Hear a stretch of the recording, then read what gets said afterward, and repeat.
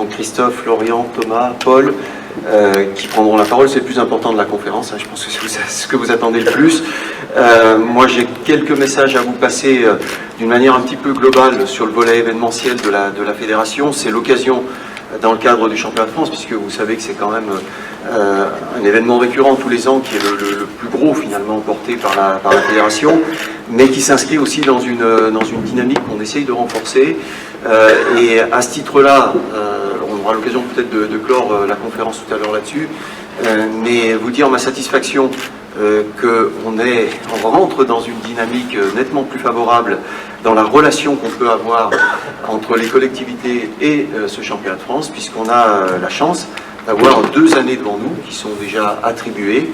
Vous le savez, l'année prochaine, et je salue Monsieur le maire, on sera à Hasbro-Cassel pour la prochaine édition du championnat de France. On sera en Normandie du côté d'Avranches, Saint-Martin-de-Landelle, le Mont-Saint-Michel l'année d'après en 2024.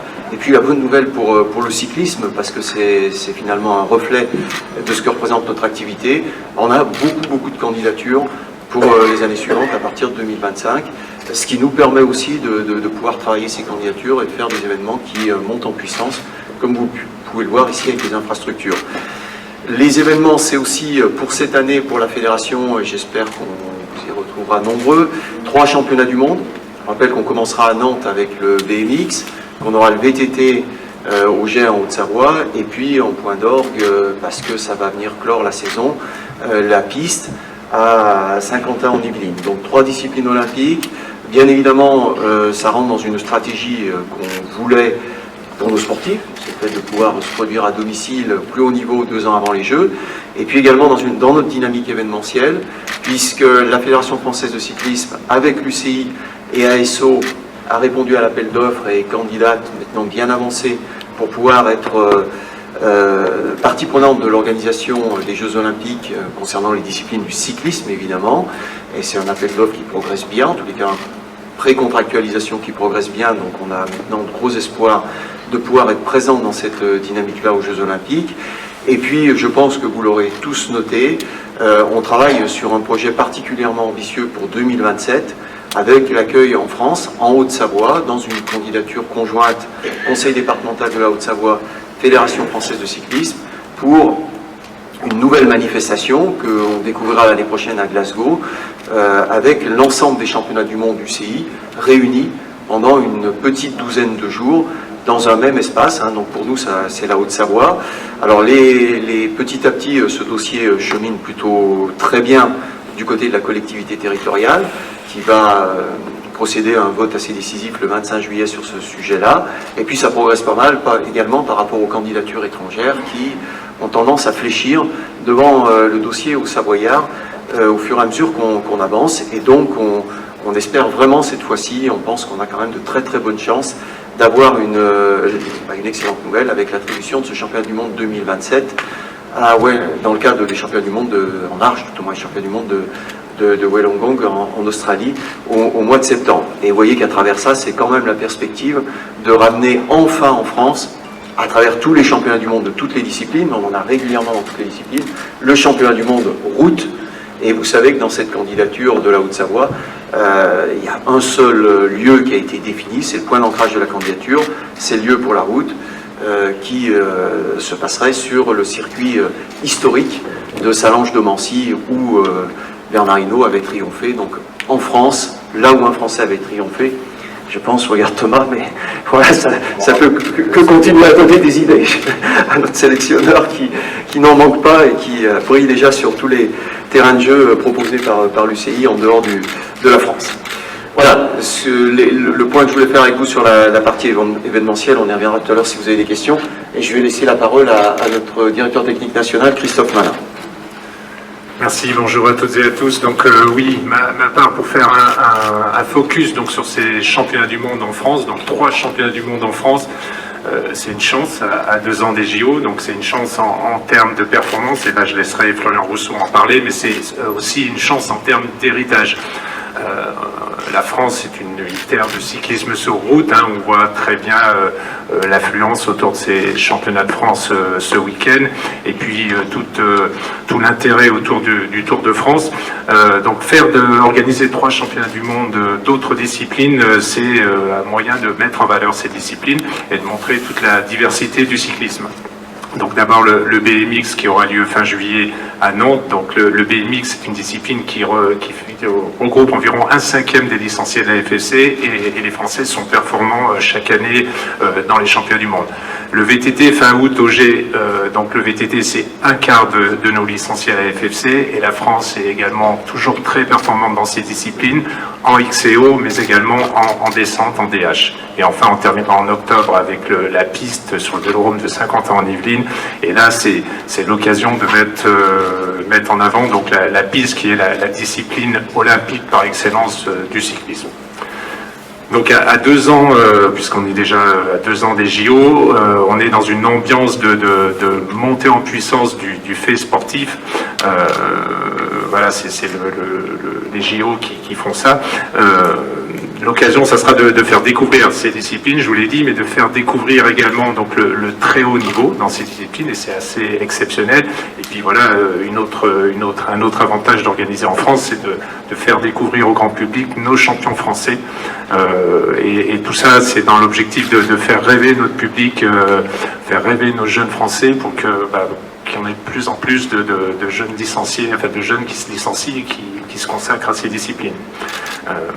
On verra aussi dans ces championnats donc les meilleurs sportifs, et Florian le rappellera, qui vont préparer les Jeux Olympiques, mais on va également voir la relève française. Donc ces sportifs-là ne seront pas concernés par les JO, mais bon, c'est ceux qui feront les générations futures et qui seront certainement donc à Los Angeles 2028 et dans les Jeux ultérieurs. Enfin, l'expérience de concourir à la maison, c'est pour nos sportifs de faire l'expérience du home advantage.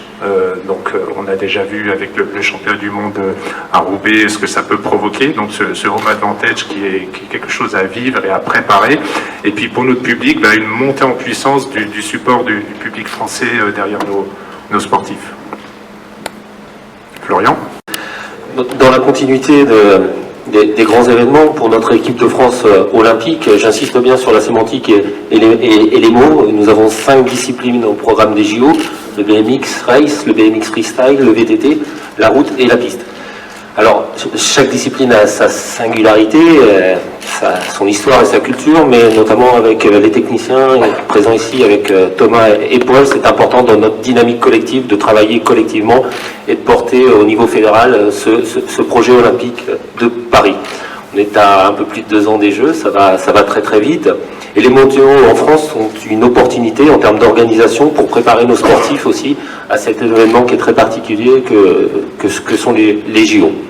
Alors pour nos athlètes, mais aussi pour nos staffs, donc de monter en puissance. Et puis dans l'intemporalité des 2 ans, c'est la période idéale pour ajuster, nous préparer.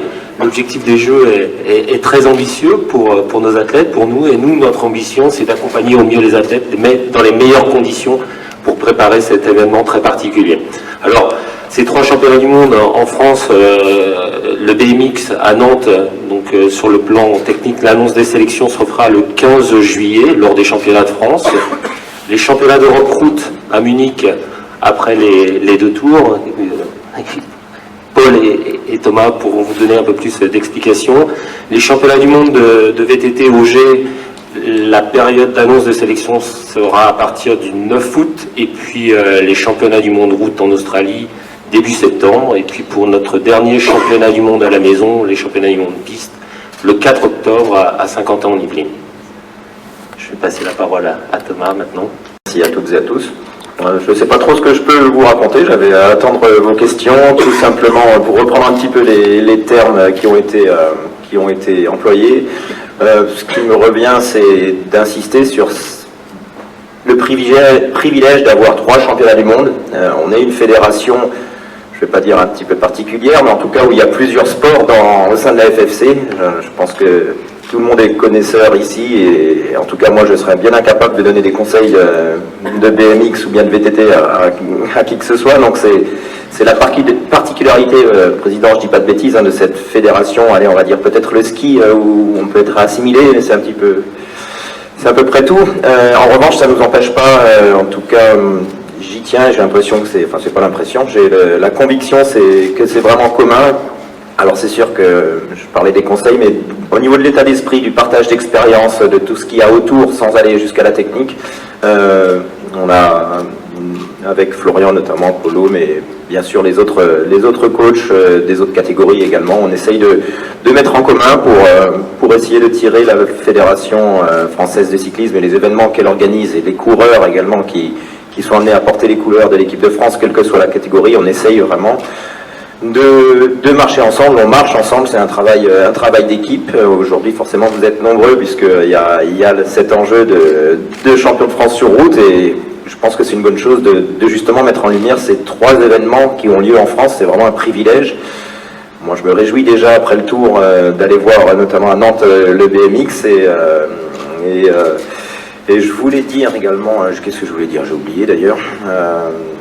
Oui, voilà, on a aussi les championnats. C'est pas un sport olympique, parce que peut-être qu'on ne sait pas s'il faut les mettre au JO d'hiver un jour ou au JO d'été, mais le cyclocross à Liévin, début 2025, si je dis pas de bêtises, parce que sinon le sélectionneur François Trarieux, il va me taper sur les doigts si on n'en parle pas. Donc voilà, une très belle, superbe année. 2024, ça arrive très très très vite, Florian l'a dit, ça passe à une vitesse folle.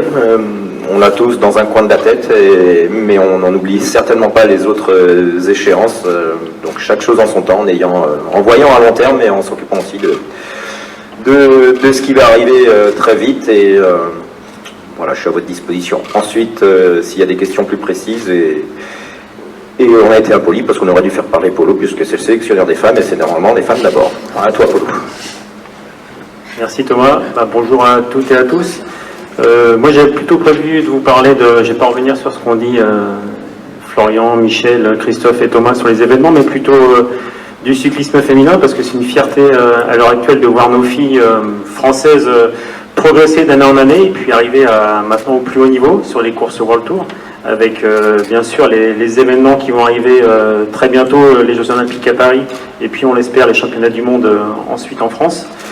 Ouais, tout ça pour dire que voilà, sur tous les terrains, que ce soit dans le contre-la-montre, dans le sprint et maintenant sur les courses en plus haute montagne, des courses très dures, on a des filles qui arrivent à s'imposer à ce niveau-là. Donc voilà, c'est le travail aussi certes des équipes, bien sûr, qui les accompagnent au mieux, mais aussi de la fédération dès les plus jeunes catégories, avec la relève, avec les entraîneurs des juniors, des espoirs. On voit que plus ça paye, et puis voilà, on a vu aussi hier une belle course, un beau peloton, avec des stratégies d'équipe, de plus en plus d'équipes UCI en France, elles sont 5 maintenant, mais on a bientôt une nouvelle qui va être annoncée, et on voit qu'on arrive à des vraies compétitions à l'image des hommes, où c'est stratégique, c'est tactique, et voilà, donc c'était plutôt pour insister là-dessus, en tout cas dire que nos filles progressent, et ça donne beaucoup d'ambition pour les prochains championnats au niveau de la Fédération française de cyclisme. Voilà, et après, si vous avez des questions, avec plaisir, j'y répondrai. Merci. On va passer aux questions-réponses. Donc, je ne vais pas vous passer les micros parce que, bon, en ce moment, c'est un peu compliqué. À venir, oui, bien entendu, mais il y a des événements qui arrivent. Il y a une course assez importante qui commence vendredi, où il peut se passer plein de choses. Il y a aussi des coureurs qui n'y participent pas. Donc, bien entendu, les parcours, on les connaît. Il y a 2 événements, les championnats d'Europe, les championnats du monde cette année. Et donc, on n'a pas... Oui, on travaille dessus déjà depuis un bout de temps. J'ai bien sûr une idée, encore heureux, parce que sinon ça voudrait dire que je me tourne les pouces. Mais je vous dirais, enfin, je peux pas vous dire, quoi, voilà. Je peux pas beaucoup vous avancer, désolé. L'Europe, dans le calendrier, plus compliqué, je peux pas dire ça parce que c'est pareil pour toutes les nations. Donc, mais concrètement, c'est un petit peu, ouais, c'est plus subtil en termes de préparation ou bien d'approche de l'événement. Oui, les championnats d'Europe, ça intervient à une période post-Tour de France qui n'est pas non plus dans la foulée, et en même temps, n'est pas aussi lointaine que les championnats du monde. Donc c'est particulier, mais c'est pour tout le monde pareil. Et voilà, on a tous, toutes les nations ont les mêmes éléments, donc il faut en tenir compte et s'adapter. C'est pas la première fois que c'est comme ça, donc il faut, surtout depuis 2 ans et demi, pour d'autres raisons, il faut savoir s'adapter. Donc on fera en sorte de s'adapter. Thomas, sur quel je compte m'appuyer, ils sont nombreux. C'est pas simplement le résultat, bien entendu, il y a l'état d'esprit, je me base pas que sur le Tour de France non plus, bien sûr, c'est une épreuve où on peut pas se cacher. Après, voilà, il faut un état d'esprit, il faut de la complémentarité, il faut faire en fonction de l'adversité, des états de forme, du parcours. Donc il y a vraiment une multitude de critères, de la planification des coureurs. Il y a des coureurs qui ont pu être blessés, qui reviennent fort, d'autres qui ont donné beaucoup depuis le début de l'année. Donc c'est un échange avec les collègues des autres catégories sur lesquelles je m'appuie également. Et puis bien sûr les coachs des coureurs concernés. Bon, il y a énormément d'éléments, mais il n'y a pas que le Tour de France qui compte. Effectivement, l'Australie, c'est un déplacement coûteux, mais je confirme que toutes les catégories seront représentées là-bas et dans des bonnes conditions. La fédération fait l'effort qui est nécessaire pour qu'on reste à un niveau de performance maximum. Et, au moment où on parle, il y a une très belle homogénéité. On n'a pas un Pogacar, un Vingord ou Roglic. Il y a, en revanche, les Français sont dans le match, donc quel que soit le domaine, un peu à l'image de ce que disait Polo, pour les filles qui nous font vraiment, c'est pas au niveau international, c'est pas usurpé de dire quand ça se joue à la pédale, elles sont désormais là, et donc les garçons, ils sont là depuis un moment. Il y a aussi des jeunes qui arrivent. Après, je ne vais pas trahir de secret, on n'est pas forcément favori pour avoir cette année le successeur à Bernard Hinault pour le Tour de France, mais ça n'empêche pas d'avoir des très hautes ambitions. Et les états de forme, c'est les aléas d'une année pour un coureur cycliste. Il peut y avoir des soucis au niveau santé, surtout par les temps qui courent. Il peut y avoir des coups d'arrêt en termes de chute, de blessures. Mais globalement, les coureurs français, ils sont parmi les meilleurs, et c'est pas pour rien que ça fait déjà de nombreuses années que les Français sont dans les meilleures nations au niveau mondial, dans les toutes meilleures nations. Nicolas ? En parlant des meilleurs Français, pour le président Michel. Je pense qu'elle est aussi à travailler sur le plan international. Moi, je constate la politique de quelques-unes des plus grandes équipes au monde par rapport aux différents championnats nationaux. Alors, bon, je crois que c'était pas la bonne année pour remettre ce sujet sur le devant, on va dire, de la scène, pour 2 raisons. D'abord, le problème Covid, quand même, et qui a pu créer des réflexes, alors que je considère pas bons, de ne pas faire participer les coureurs au championnat de France, mais voilà, c'est un contexte particulier. L'autre particularité cette année, c'est quand même le départ du Tour de France un jour plus tôt et au Danemark, donc plus loin, ce qui, sur un certain nombre de championnats nationaux, a pu aussi entraîner des conséquences.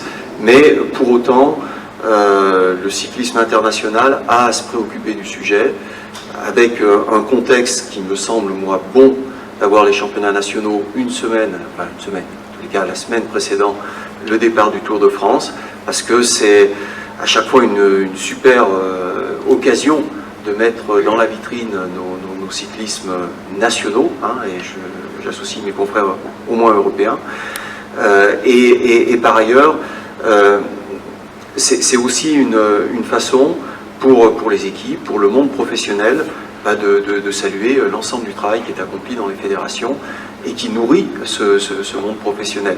Mais pour ça, il faut qu'on fasse ensemble, et notamment avec l'Union cycliste internationale, peut-être d'avoir une réflexion pour que chacun se sente bien concerné par cette problématique-là et continue à jouer le jeu.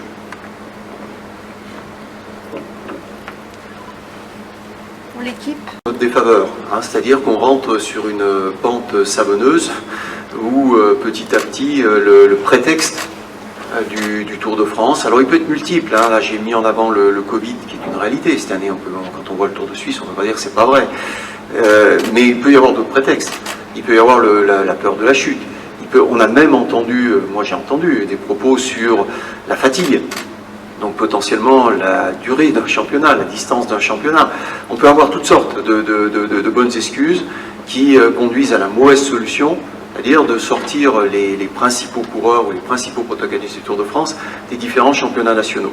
Et ça, je crois que c'est vraiment une discussion qui doit avoir lieu dans le cadre du Conseil du cyclisme professionnel, avec la représentation des principales équipes World Tour, notamment, qui sont les plus concernées, pour qu'on trouve le bon mode opératoire et que ce sujet-là ne soit pas quelque chose qui s'aggrave et qui soit contaminant, encore une fois, bien au-delà de la France, mais sur l'ensemble des championnats nationaux, en particulier européens, parce que c'est surtout là qu'évidemment le problème se pose.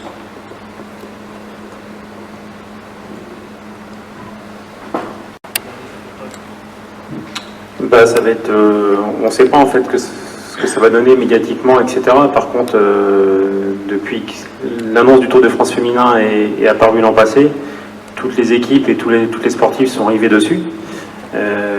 C'est leur objectif principal, hein, avec les championnats et encore les Jeux Olympiques. Mais en tout cas, voilà, ça va être une course d'une semaine avec beaucoup de médiatisation. Et puis, ouais, il y a toujours des petits manques. On aurait aimé, nous, techniciens, un contre-la-montre, par exemple, il n'y en aura pas. Mais en tout cas, voilà, c'est un super début. Et puis, je pense que ça va dans le sens du cyclisme féminin qui évolue. Avec, voilà, ça va donner envie aux annonceurs d'avoir une équipe. Quand le Tour de France masculin va s'arrêter, ils vont se dire, ouais, ça aurait été bien qu'on ait une équipe, nous aussi, avec les filles. Donc, voilà, ça va être, je pense qu'il va y avoir un avant et un après. Et puis, à l'image d'un Giro, qui est une course par étape de 10 jours, ça va être une nouvelle belle course par étape. Et nous, physiquement aussi, pour les filles, ça les fait progresser.